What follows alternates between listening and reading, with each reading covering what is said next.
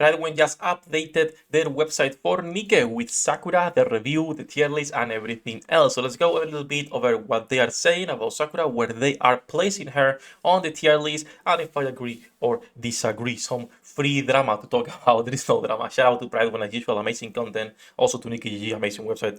Everyone making content for the community is always good.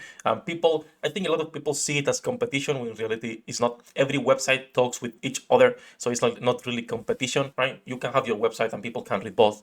YouTube, you can have your channel, people can go watch someone else afterwards. The video is there, so there is no real competition. Even though some people like putting their life for Prydwen or for Nikkei and hating on the other website, which makes no sense to me, but it is what it is. That said, though, let's go over the tier list and the review for Sakura on Prydwen. Hello, Dinreds. Welcome back to the Waifus. I'm Sefhi, and today, Prydwen drama. Are they putting Sakura on a good spot or not? So, first of all, before we start, two things. Already made a small infographic for Sakura. If you want it, it's on my Twitter. Links in the description. It's also on the official Reddit. I'm not sure how far below or up it will be after some people upvote it, right? But it's in both places if you want it. I will be making one for Rosanna when she comes out. This is just placeholder. So yeah, it's already out there. And then also regarding the Prydwen tier list itself, the only thing that I do not like, let me go full screen actually and increase the size here.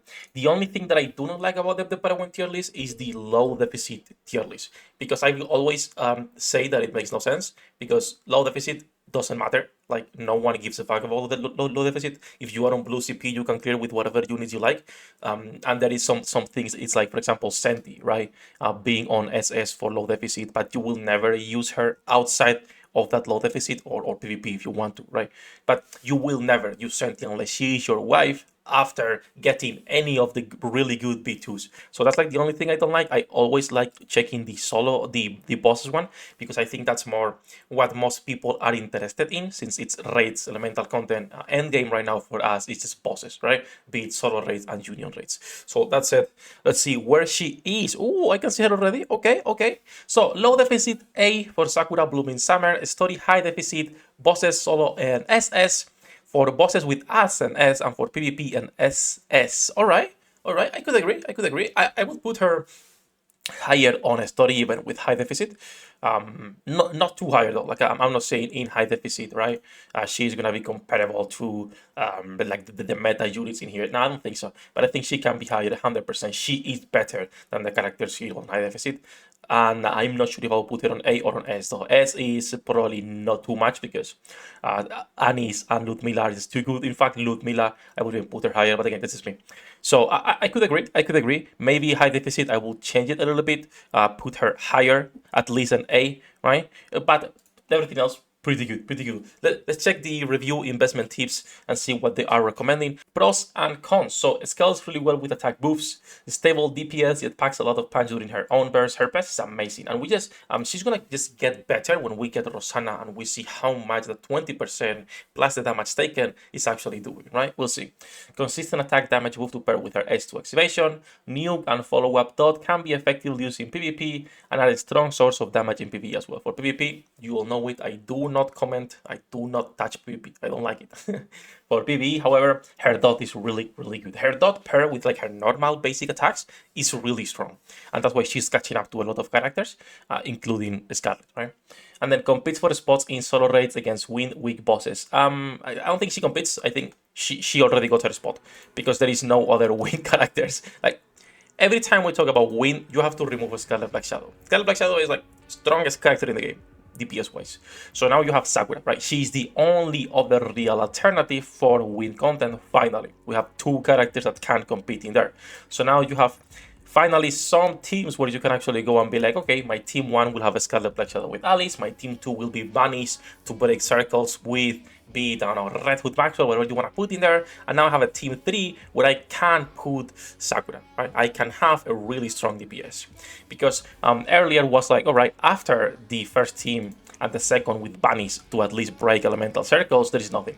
Now we have finally another character that can compete in that, more than compete, can be using elemental content and will be used. She is really strong. And then somehow she is even cuter than before. Agree, 100%. Shout out to whoever made this review. I don't know if it was Kissenix or Snake, but shout out to them. So, cons. Against multiple enemies, her burst effectiveness falls off.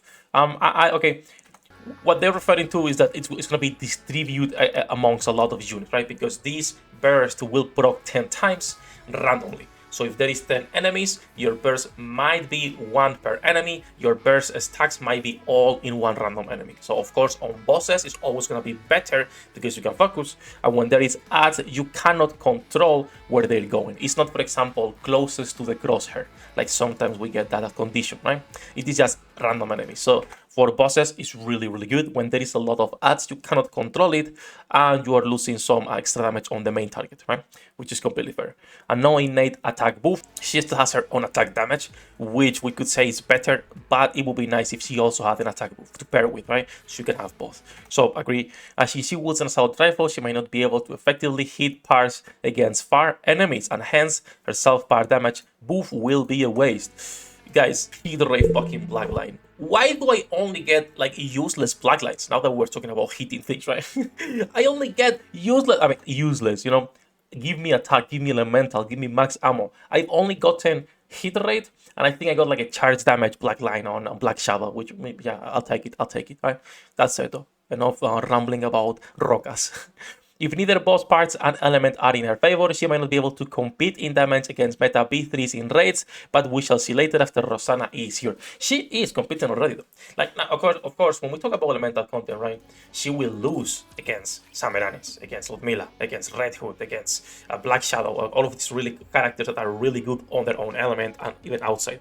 But if the element is neutral, for people that do not have the Christmas characters, for people who don't have a Scarlet, for people who don't even have Samiranis, you have another alternative. You have another girl you can use as a DPS, right? Because we always see this from the perspective of us who have everything, but the reality is that most people don't have a full roster, right? Most people, I'm pretty sure most of you guys do not have like a full roster yet. Do let me know in the comments how many characters you're missing in the game, right? And then lastly, in PvP, her dot and assault rifle to weapon type put her at disadvantage against Scarlet Jackal teams, since she can be highly susceptible to dying against Scarlet skill too. Once again, PvP, I don't touch this. I do not give feedback on this because I have no fucking idea about PvP or how it works.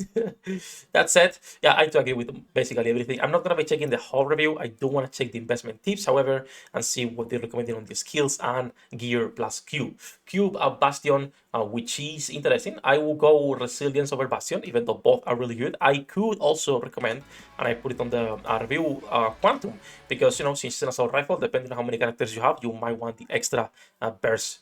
I still think Bastion and Resilience are better, but it's another option. And when it comes to the gear itself, they're going for Elemental and Attack, which is absolutely, because again, she is the DPS, and then they're going for crit rate and crit damage. All right, and that's passable. It's pretty medium. I will also include as like passable hit rate, and not ideal, but actually ideal would be to get at least 1 or 2 lines of max ammunition capacity, even more so if you want to go Bastion, so you avoid having to reload as often. It should be more than enough, like getting 1 or 2, because you don't need to go 4 lines of max ammunition capacity, right? But 2 lines of max ammo, so you can go Bastion, don't worry too much about wasting time reloading, and you can go crit rate, crit damage, and hit rate as passable filler lines to just fill in those gaps. I do agree. And then for the skills, for PvE, right, they are going for a 7, 10, 10, or a 5, 7, 7. I don't think you need to go higher than level 5 on skill 1, I'm gonna be honest. Level 5 is more than enough, or should be. We'll see when Rosanna comes out. Level 5 should be more than enough to sustain her own stacks, right? To keep her stacks in check when we can break parts. We'll see when Rosanna comes out. We can test, and we get the boss where we can actually break parts.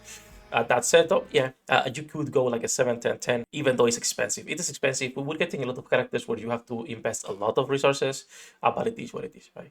And Nickel likes to deplete our resources. Deplete our resources before big things. I'm expecting Summer Part 1 like a collab with crazy fan service, but we'll see. That said though, I agree with Prydwen. I will just bump her a little bit when it comes to a high deficit campaign, at least put her on A. Once again, this is my opinion, right? Do let me know how you guys feel about the tier list, if you think she's in a good spot or not. That's gonna be it for this one. I just want to talk a little bit about Prydwen, the tier list, and our new best girl. We're gonna be live later. Come say hello, have a great time. Love you all, bosses. Thank you to my patrons for making this content possible. Good luck with your pool rates. I'll see you in the next one. 役立たずは楽園から追放するのみ。ブラントとノワールのショータイムです。天地万物を切るとはこういうことだ。